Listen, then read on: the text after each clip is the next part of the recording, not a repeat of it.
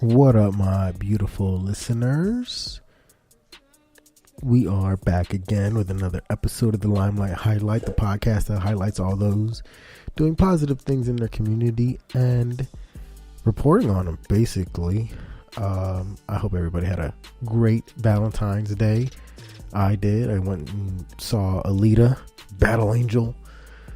Pretty good. I mean, James Cameron, you can't really go wrong when he directs and films a movie, right? Well, it was a little different with the Android and all that stuff, but hope everybody had a great Valentine's Day. Hope everybody found somebody to spend it with, do something nice for, something cool. I actually came across a couple news articles, preparing for this week's episode. And did you know there was a zoo? And in this zoo in El Paso, Texas, they actually will name a cockroach after your ex, and then they let you watch a meerkat eat the cockroach live on camera. I thought that was pretty funny, because who doesn't want their crappy ex being eaten by a meerkat?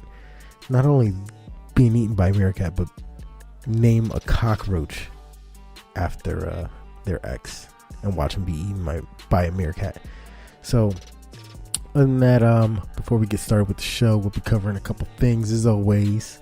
A couple of the stories we'll be touching on today will be about an 11-year-old pit bull and what she did to help her family.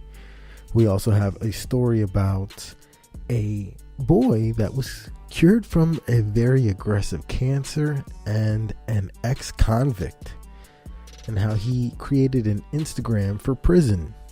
Because let's face it, who doesn't want to be in contact with their loved ones that are, facing some jail time and stuff like that? All that and more. We'll have some more Black-owned organizations that are helping the community, and stay tuned for our person of the week. We have a lot going on this week. It's already February, the third week in February. It has been pretty crazy how fast time flies. So I hope everybody had a great time. I will continue to be giving you guys good news. I will be looking forward to hearing your guys' feedback on everything that you guys are hearing on the podcast as well. And that is basically it. So keep up with the Instagram, keep up with the Facebook. I'm not doing much on Twitter these days, but I'll try to incorporate that as well. So without further ado, stop talking nonsense with your ears and start getting back to the good news. This is the Limelight Highlight Podcast. As always, I'm your host, Jonathan Rosario. Stay tuned and enjoy the show.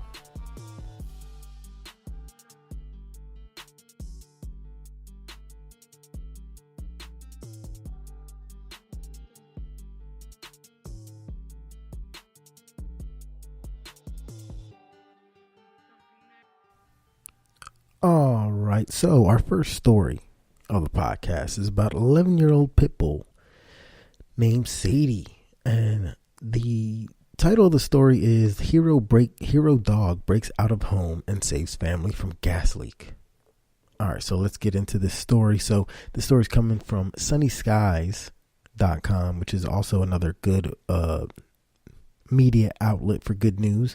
But this particular story comes from Tuckahoe, New York. I don't know exactly where Tuckahoe is, but the police department started receiving calls about a barking dog loose on the premises, and whenever you see a pit bull, we all know what's associated with pit bulls. Everybody wants to say they're the most dangerous and aggressive dog, blah, blah, blah, blah, but we all know that's not really true. It's more how you raise these dogs, but that's for another day. That debate is for another day. But anyway, this dog, Sadie, the police was called on her for being loose and running around the neighborhood. And when the police department showed up, she basically guided the officers back to her home. It says the dog ran off and took the officers through several streets and then led them to the dog's residence into the backyard. and the officers noticed that there was a sliding glass door that was open.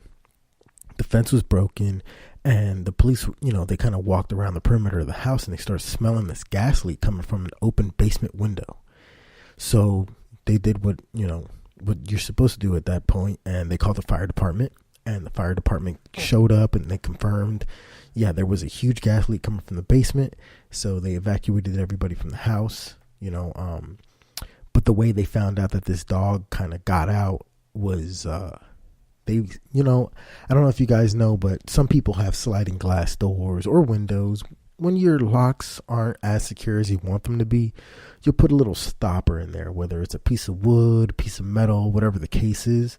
So they had a sliding glass door, and like anybody who has that problem, I put a piece of metal or whatever, but these people put a block of wood in between the sliding glass door just to keep it from completely opening. So, hopefully robbers don't come in and stuff. But the dog clawed at this piece of wood, bit at it and everything like that. And they finally got it out. The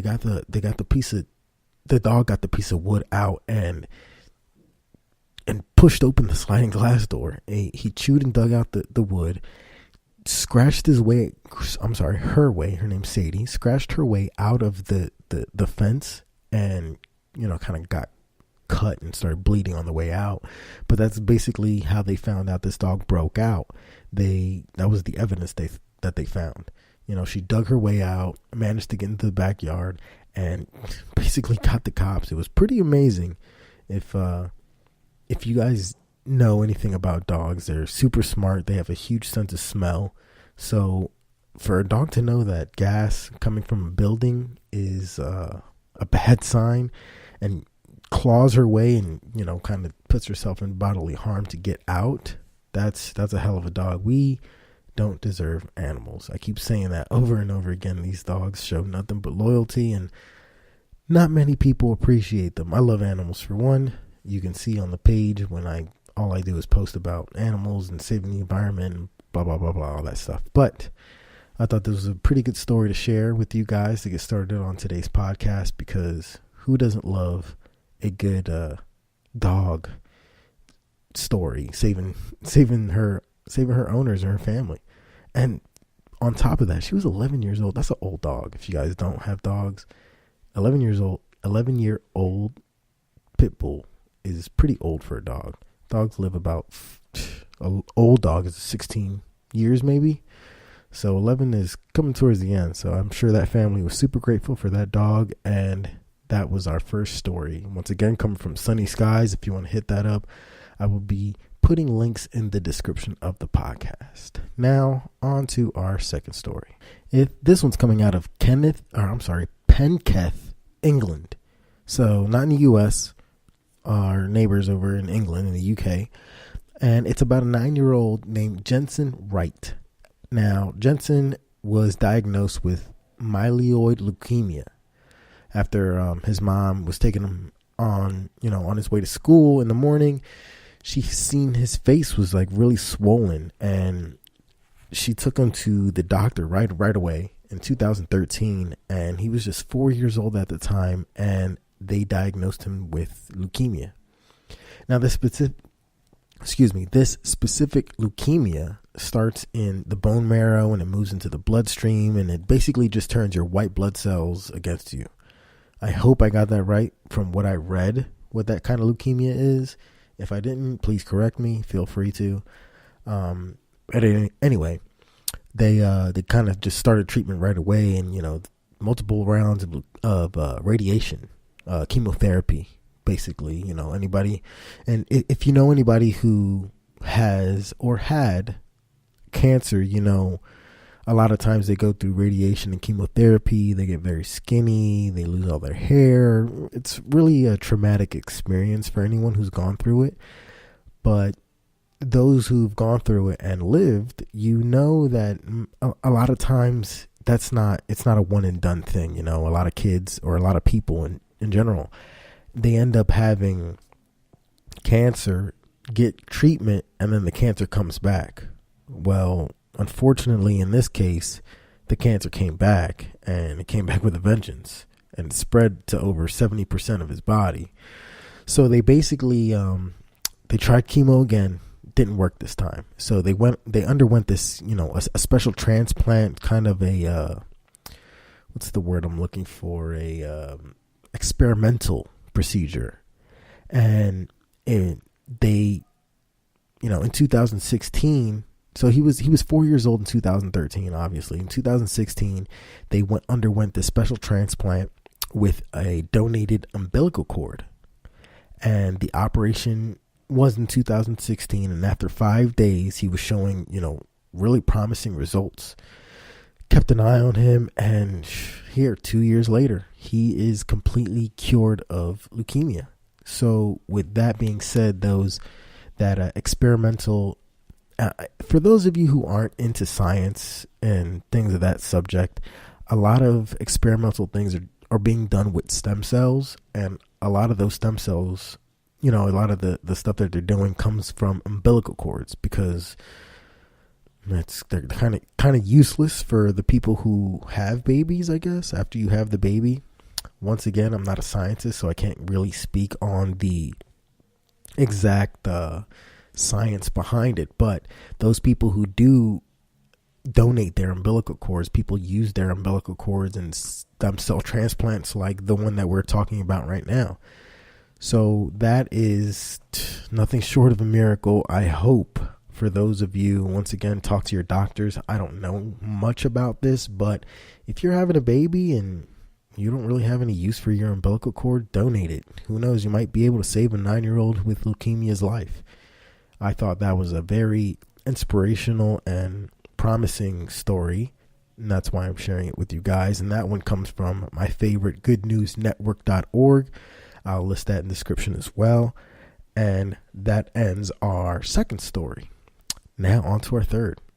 Now this story comes out of, first off, it comes from the guy named Frederick Hudson. Now, before we get into Frederick Hudson's story and what the story exactly is about, the story specifically kind of hits home a little. If you guys have family, friends, or loved ones in the prison system, a lot of people have a hard time communicating with their loved ones.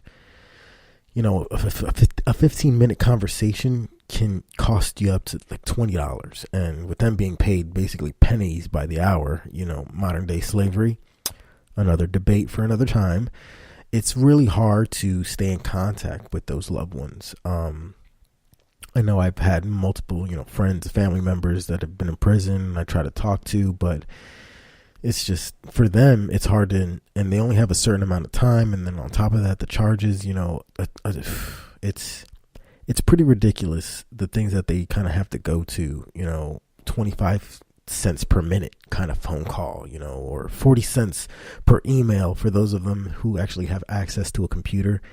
It's pretty disgusting. But this guy, back to the story, Frederick Hudson, he spent 5 years in a federal penitentiary, federal prison, and he came up with this idea where it's called Pigeonly, and it's a service that allows users to share their photos with inmates by taking a picture with their phone and uploading it to the app. And then, once it's uploaded to the app, the photo is screened by the employees that work, in that company, and it's sent to the appropriate prison, printed on a piece of paper, and delivered to the convicted recipient. Now, it's actually almost been called, it has been called the Instagram for prisons. They offer postcards, letters, greeting cards, services, and they actually have an unlimited phone plan that reduces the cost of a call from 25 cents or more per minute to a flat $4.99 per month. I thought that was super cool because it's really expensive and really difficult to get in contact with your loved ones. A lot of people who lose that contact or lose that, what's the word I'm looking for? The word escapes me. It's almost a phrase in a sense that it's a network of people that kind of keep you grounded, and those people who lose those connections, they kind of get sucked into this system and this vicious cycle where they end up constantly just going back into prison after they get out.